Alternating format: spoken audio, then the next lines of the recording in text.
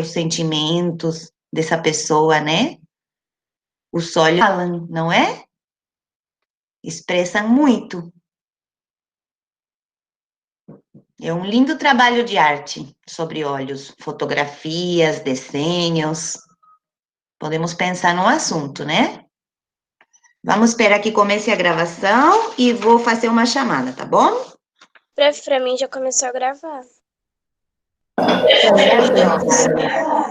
Eu adoro olhos pretos, gente, adoro. Um dos Existe meus olho favoritos, preto? e é raro, né? Não preto, mas quase, tipo um café muito escuro, né? Que quase a pessoa não, você não consegue distinguir a íris do, como é que chama o centro do olho, que é para onde a gente olha? Pupila? É pupila? Acho que é pupila. A pupila, né? Parece, a gente não consegue distinguir a pupila do íris, que é o que tem a cor, né? E eu adoro. Ô, prof. Uhum. Pode falar. Eu vi um vídeo, assim, bem rápido, Estão me ouvindo? que um cara, tipo, tatuou o olho. Sim. Ele tatuou o olho. Ficou tudo preto. Ai, sim, gente. Impressão, eu vi, gente. Tatuam a parte branca do olho para ficar tudo. Eu vi de azul, de preto. Ai, eu não gostei. Imagina. Oi, como é que chama isso, João?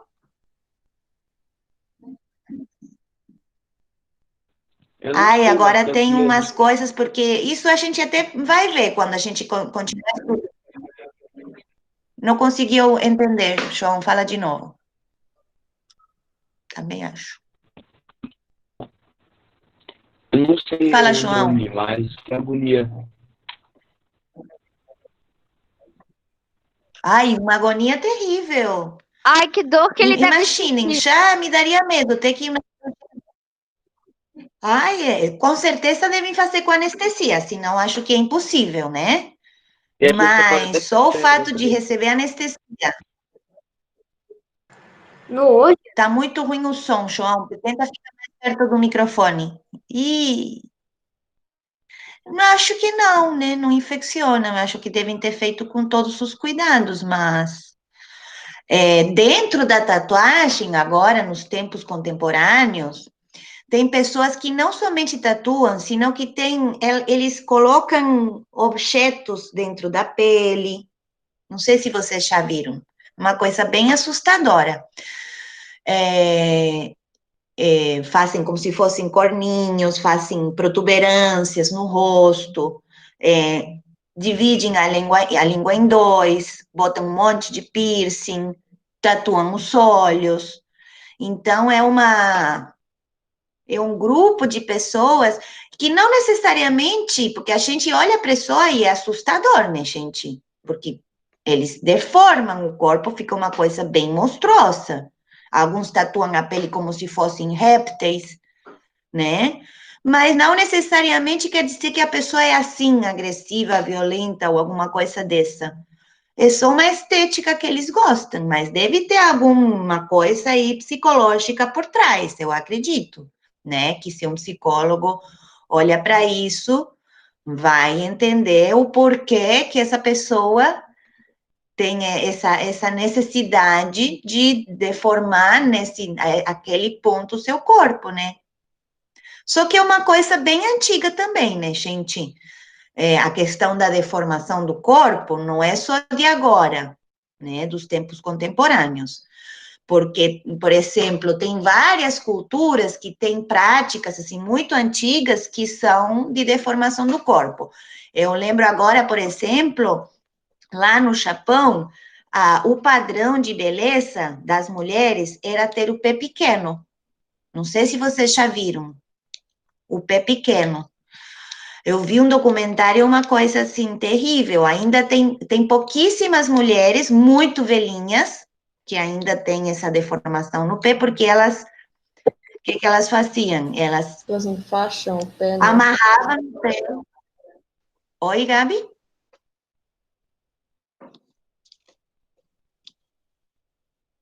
Pode falar, Gabi. Não, já falei. É que elas enfaixam Não, o mas pé eu... com uma gaze e ficam aquilo com a vida inteira lá, que é o que os meninos gostam.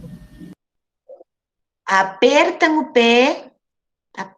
com faixas e botam num sapatinho que, se vocês veem, parece um sapatinho de boneca, gente. E elas se machucam, e o pé fica tudo deformado, sabe? Deformado, um horror. E elas não mostram o pé para ninguém, só o sapatinho, tá? Nem para o próprio marido. Porque, claro, é uma coisa horrorosa. E mal conseguiam caminhar. E era o padrão de beleza daquela época, daquela cultura. Acho que Outra atualmente coisa, não é mais assim. não, ficam bem poucas mulheres. Pelo documentário que eu vi, são pouquíssimas mulheres que já são muito velhinhas, que não conseguem sair daquilo, porque uma vez que deformou, deformou, não tem como voltar para trás, que ainda tem o pé assim, mas as mulheres não fazem mais. Já entenderam que isso machuca, que isso traz um monte de consequências para a saúde. Tem uma outra cultura na África que o padrão de beleza é ter o pescoço longo. Não sei se vocês já viram. Então, o que elas vão fazendo?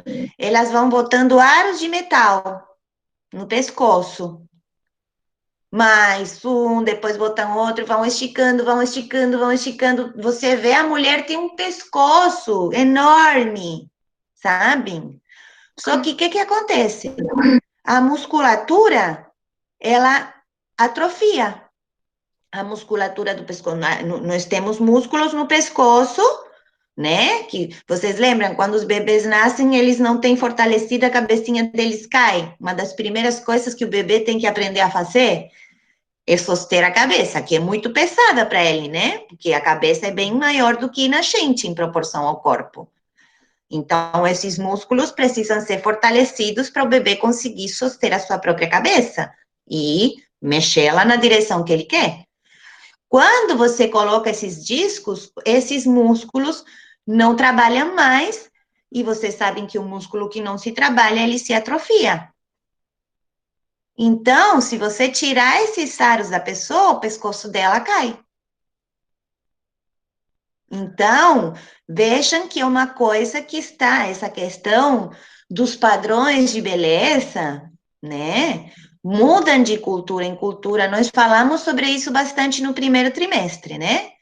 Mudam de cultura em cultura, mudam de tempo em tempo, né? E alguns são bem pouco saudáveis, né? Tem países ou épocas onde o padrão de beleza era ser branca que nem o papel, né? Lá na Europa, no tempo do barroco, na época, né, dos reinados, pessoa que estivesse bronzeada era considerada, né, pobre, porque trabalha no sol. Então, o padrão de beleza da mulher e do homem também era ter uma pele extremamente branca. E para isso, elas não pegavam sol nenhum. E a gente sabe que a gente precisa de um pouco de sol para ter saúde, para fixar as vitaminas, né, comprovado cientificamente. Então, isso também trazia prejuízos à saúde. E elas colocavam pós e maquiagem para ficar ainda mais brancas, que alguns era pó de arroz, tudo bem, as japonesas também, né? Pele branca, as geishas, pele completamente branca, pó de arroz, né? Só que tinha outros produtos que eles não sabiam que eram tóxicos. Então, e inclusive hoje em dia a gente tem que tomar cuidado, meninas e meninos, com maquiagens que tem chumbo na composição, tá?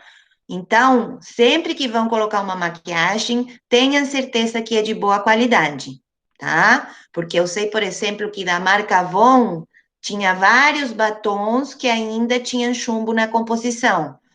Então, o chumbo, com o tempo, é extremamente tóxico o chumbo, e tá, você bota uma vez, não vai acontecer nada, mas a mulher que todo dia vai passar aquele batom várias vezes por dia, foi descoberto que pode causar câncer, né? Então, assim, a gente tem que tomar cuidado com as maquiagens. A gente, às vezes, vai lá no Uni99 e compra aquelas bem baratinhas, sabe? Que pode trazer alergia, pode trazer prejuízos à saúde. Então, na hora de comprar maquiagem, é bom, de repente, guardar um pouquinho mais e investir numa que tenha componentes naturais, sabe? Tem marcas que usam produtos bem naturais, que fazem bem a pele, ao contrário do que prejudicar, tá? Vou fazer a chamada. Ana Luísa?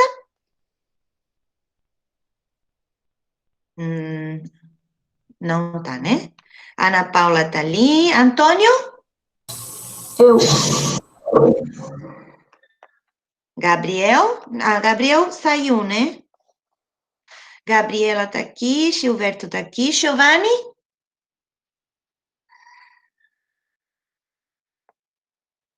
Não. João Teodoro tá aqui. Luísa? Não. Maria Clara tá aqui. Maria Eduarda? Muito bem. Marina? Tô aqui, Oi? Marina? Luísa tá. Ah, a Luísa tá aí. E a Marina? Aqui, oi. Eu. Oi. Ai, meu Deus, olha só, Ana Paula, não sabia que o padrão coreano era assim tão estrito. Sim. Natália tá aqui, Pedro tá aqui, Samuel tá aqui, Sofia tá aqui, Vitória tá aqui.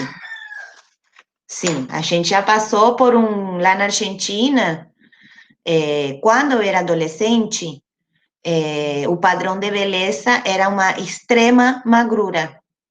Inclusive, tinham mudado os tamanhos da roupa. Tipo, se você era um 38, de repente você era um 40. Como para te obrigar a você emagrecer, entendeu?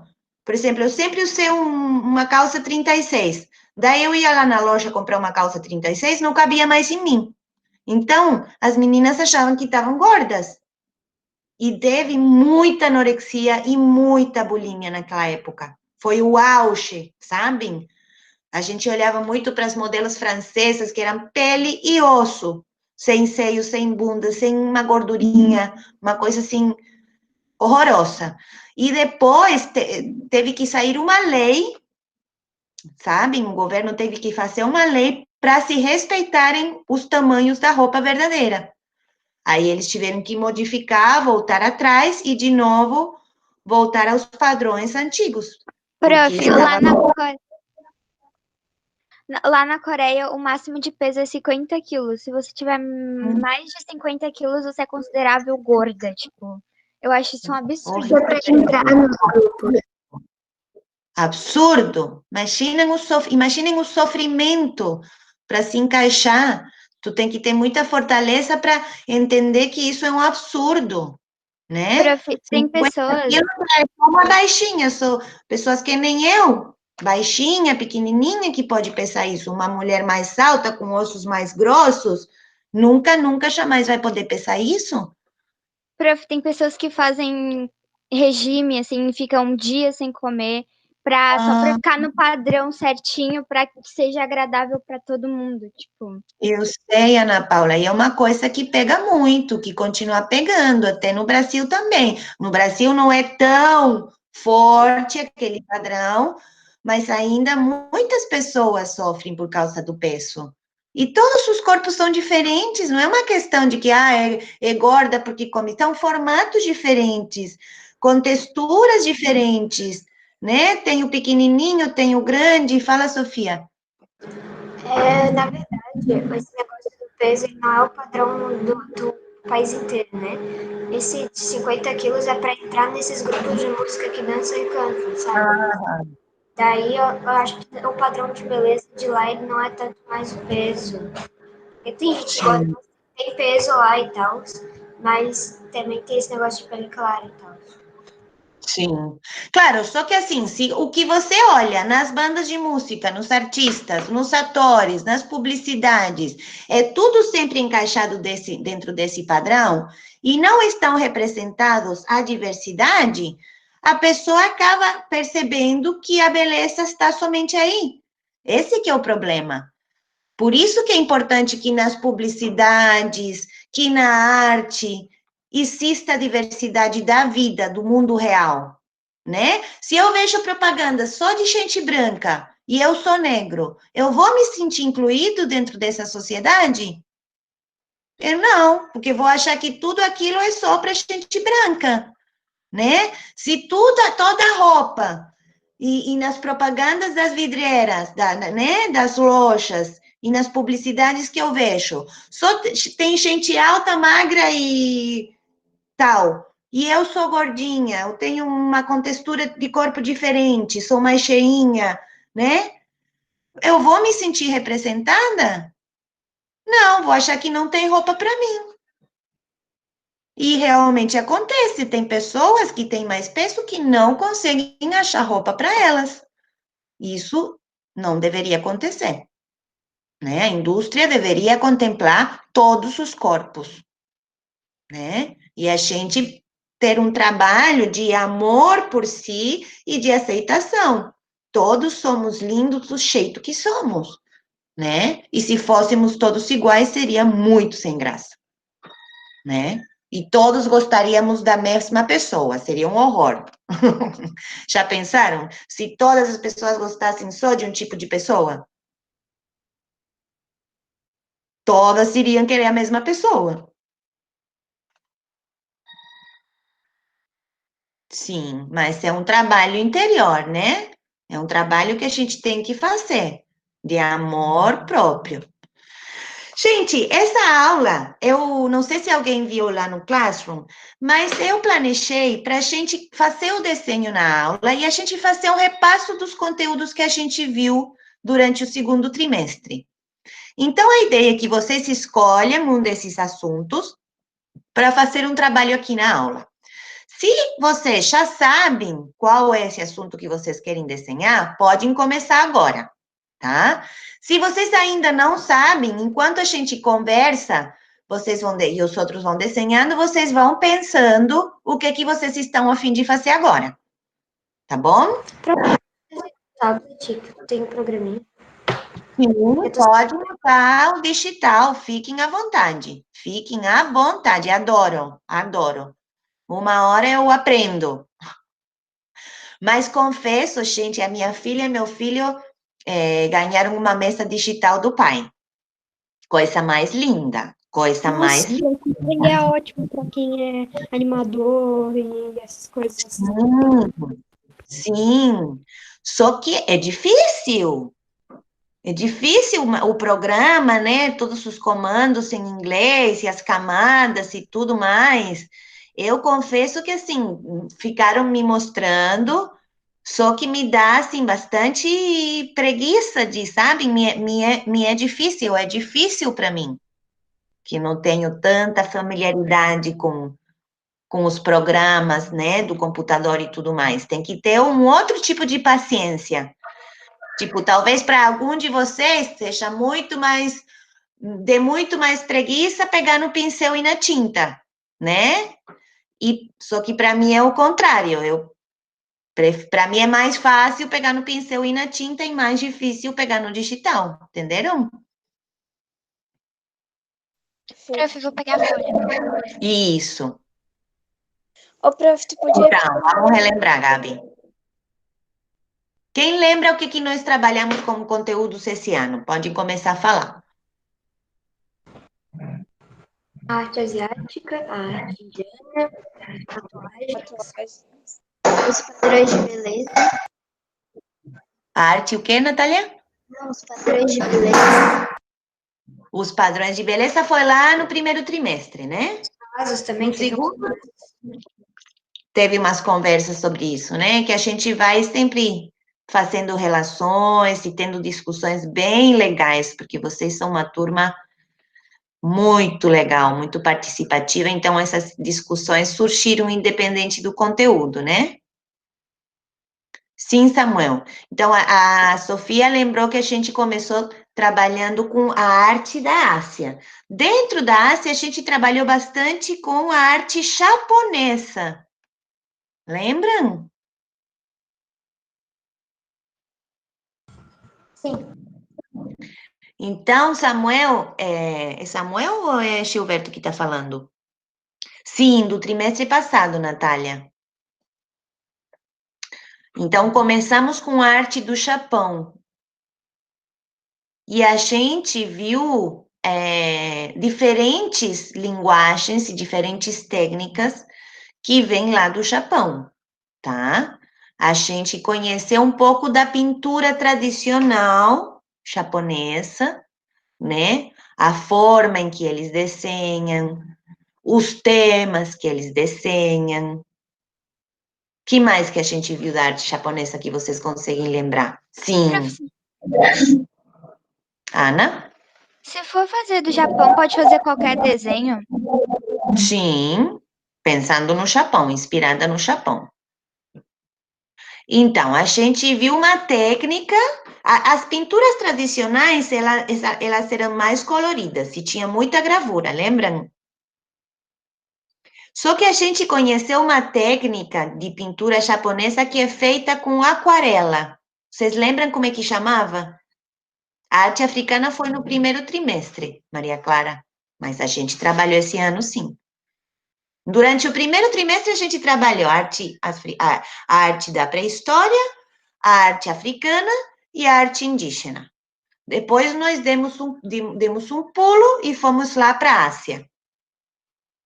E aí, a gente conheceu bastante da arte japonesa. Isso. E depois fomos conhecer. Aham, sim.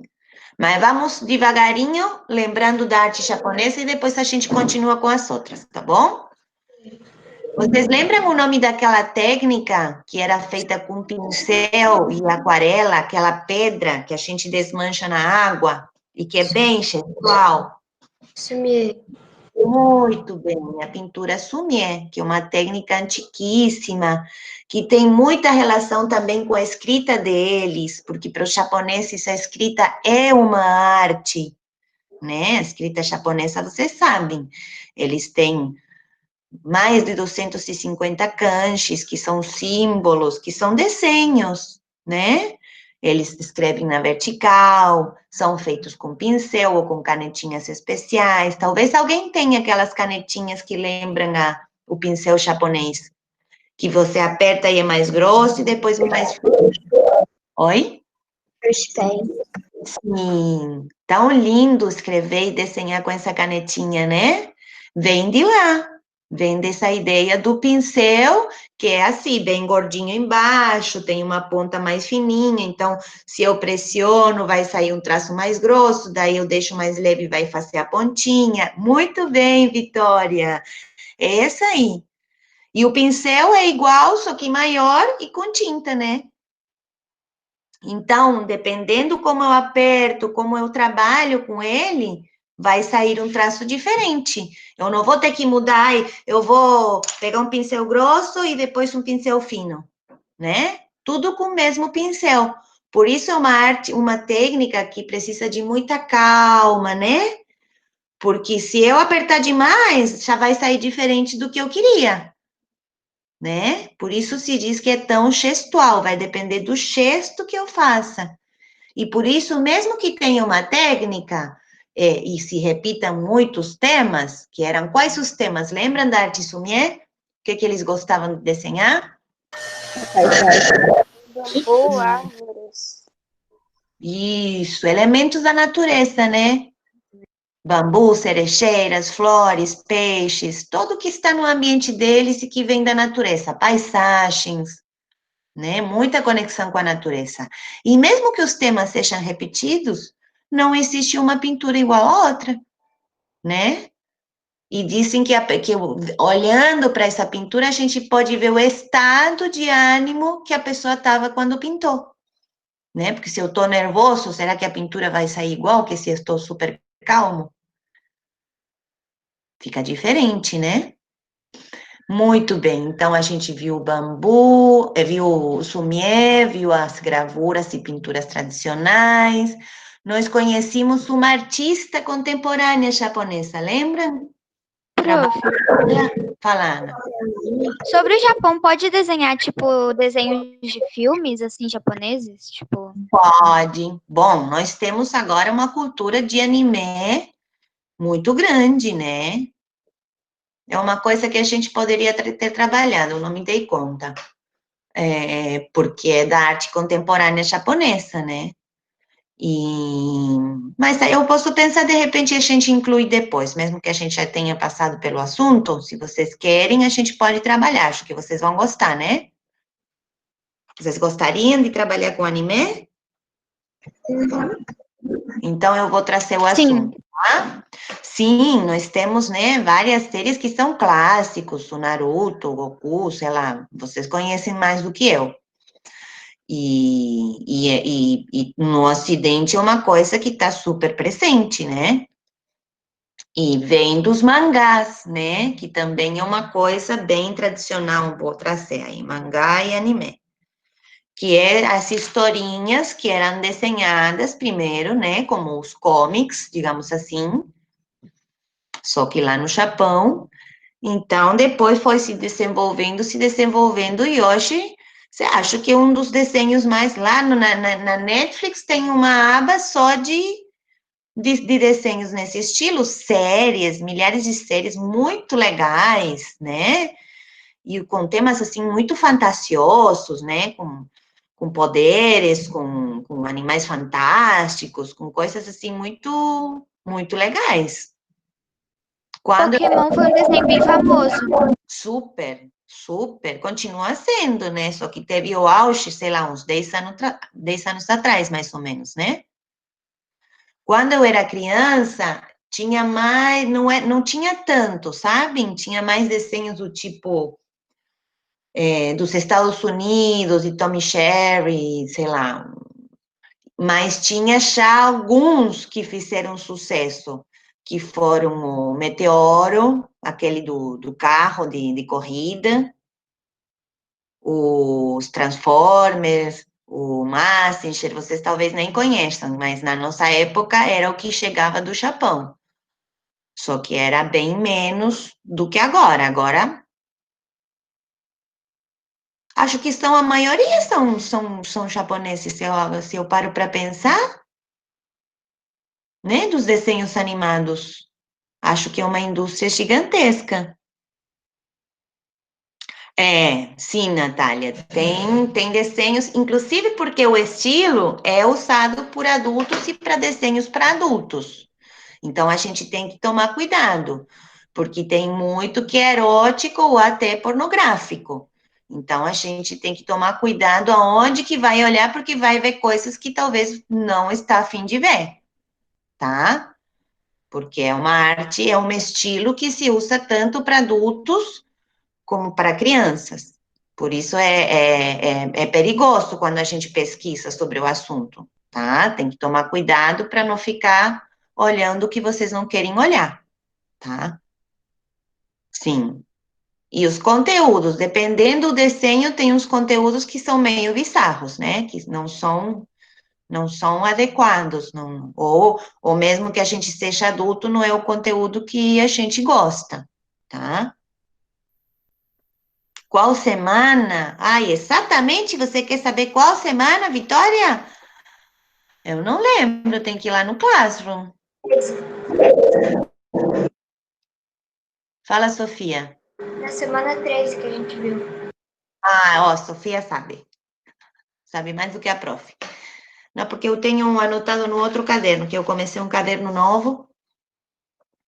Muito bem, então, depois a gente... lembram das mandalas?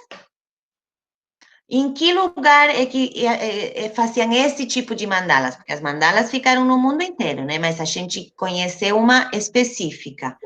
Não, Gabi. Na Tibete. No Tibete. Isso, é por aí na Ásia, tá? Então, os mandalas dos monges tibetanos, que era uma forma especial de fazer essas mandalas, que era como?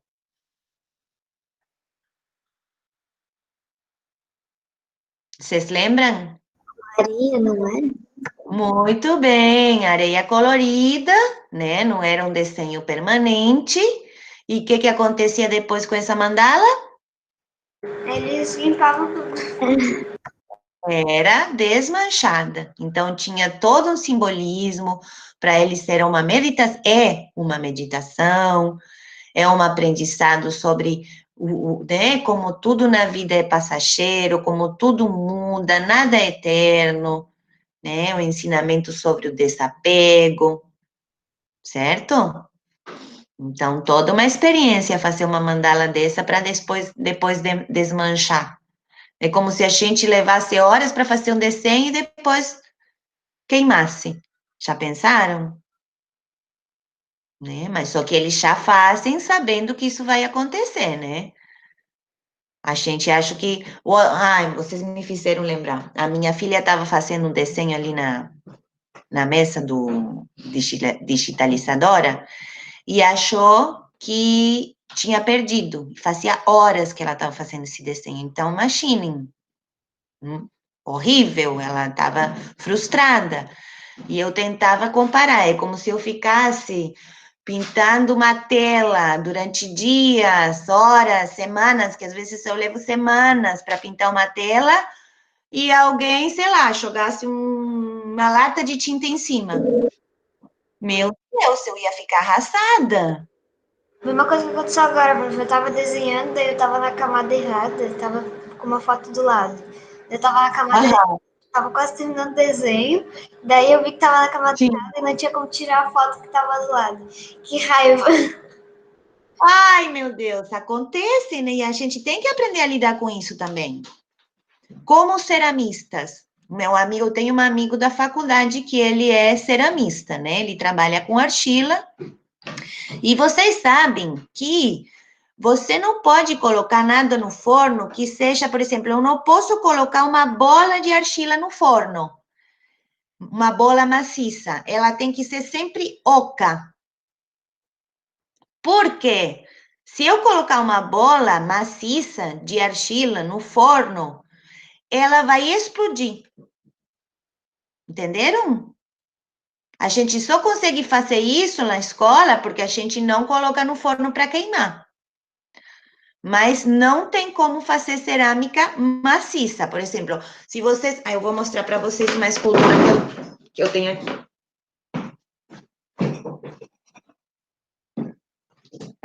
Essa aqui vocês devem conhecer, do artesanato nordestino. É bem tradicional. A gente trabalhou com essas no quinto ano, lembram? Eu vejo ela parece maciça, né? Só que, ó, ela é oca. E ela precisa ser oca aqui dentro.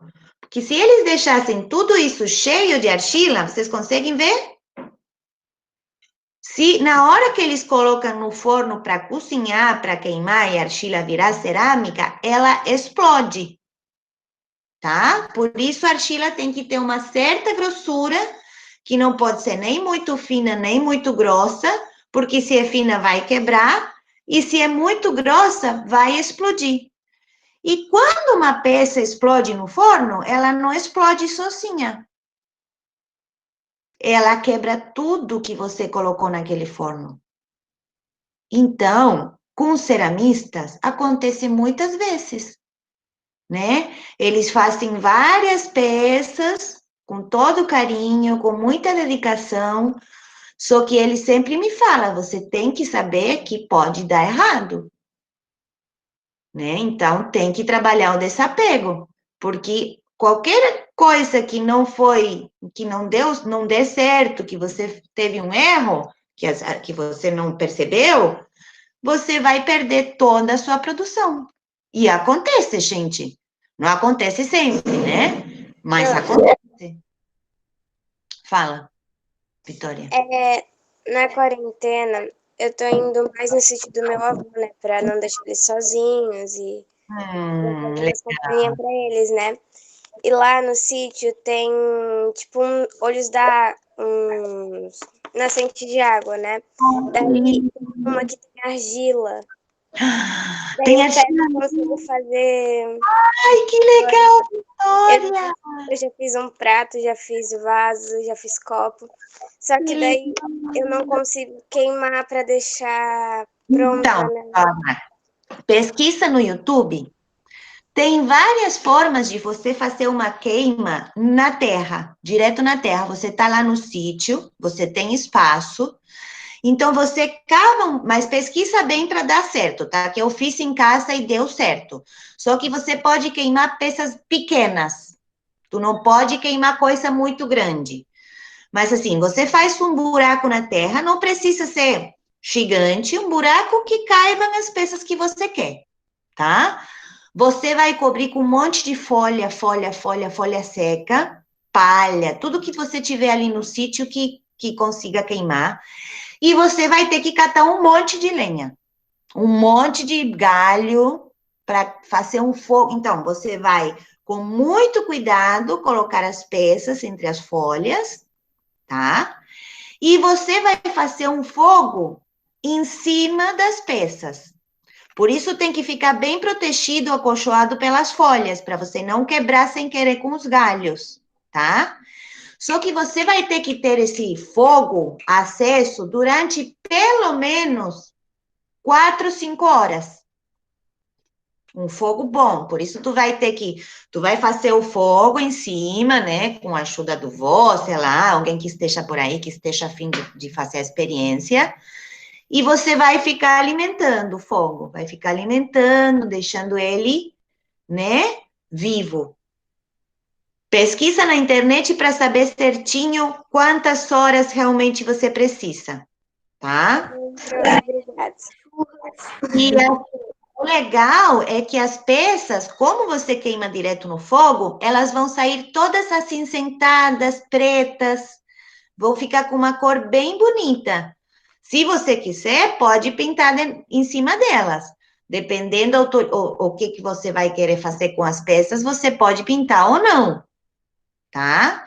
Se você quer, por exemplo, fazer um copo para beber mesmo, um prato para colocar comida de verdade, antes de você botar no forno, quando a peça está quase seca, não completamente seca, você vai pegar uma pedra bem lisa lá do rio. Sabe aquelas pedras que parecem vidro de tão lisinha?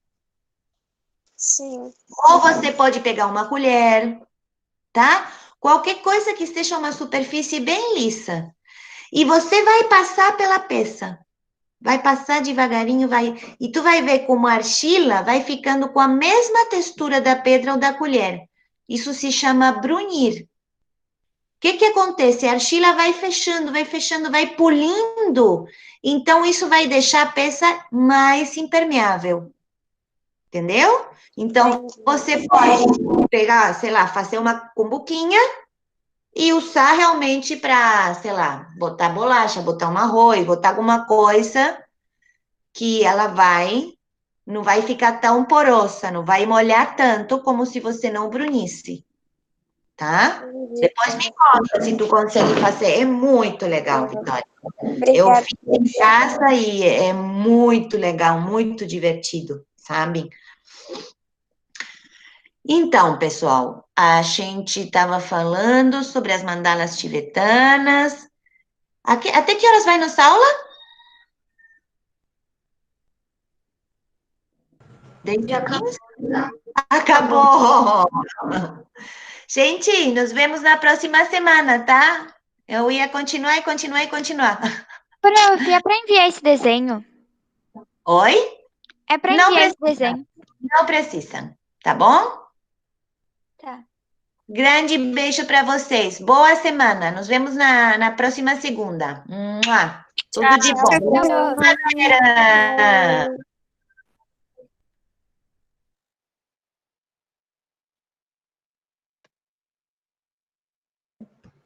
tava desenrolando.